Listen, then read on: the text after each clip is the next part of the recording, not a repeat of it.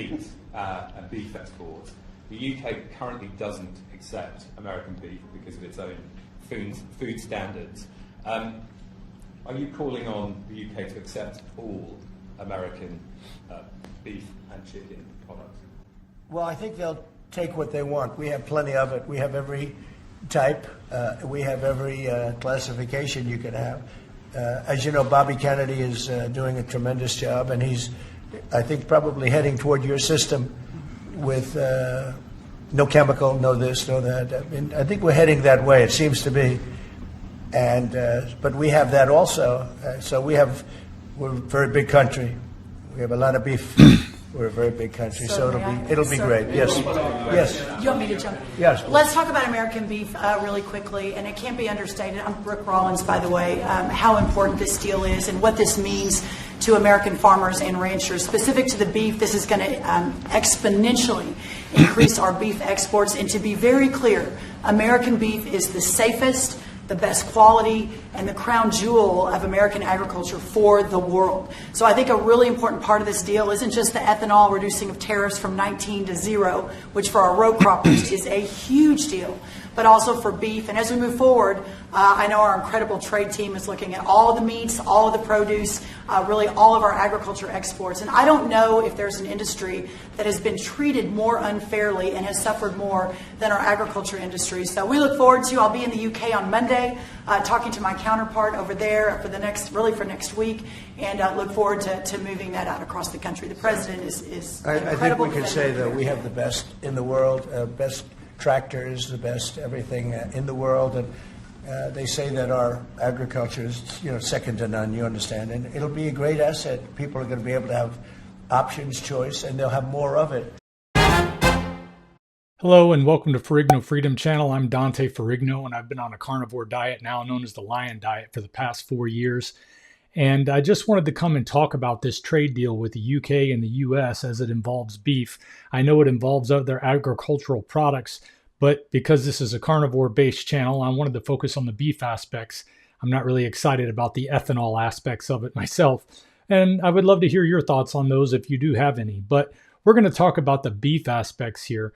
And one of the things that I take away from that little demonstration that we saw between the president and the USDA Secretary, Brooke Rollins, is that RFK Jr. is focusing on no chemicals, no this, no that. Hopefully no this and no that means no hormones and other things that a lot of our cattle producers do to artificially boost the fatness of our cows. Not to mention the fact that we use corn for feeding them all. And that's not a cow's natural diet. They love to have it, but it doesn't necessarily mean it's healthier. That, to me, translates into possibly better results for people who are seeking higher quality beef, grass-fed beef, hormone-free beef, chemical-free raised beef, animals that are being raised in better standards. This is a small step in the right direction, but it's one of many. And I think the progress that we can expect to see is going to come incrementally like this. It can't all happen overnight. So we have to try to be optimistic as we take a look at it, but let's see what the ranchers think of it. But this past week, things started looking up for producers. Excited and pleased. We've been working on this for a long time. For cattlemen, the latest deal with the United Kingdom is seeing export quotas jump from 1,000 metric tons to 13,000 metric tons per year. It's a solid start. We think this can be a first step. It's a natural one with a country that we share so much history and culture and so forth with. The National Cattleman Beef Association says they've been working for years to develop their relationship with the UK. The National Cattlemen's Beef Association seems to think it's a pretty big deal considering the work they've been trying to do. Let's take a look at that.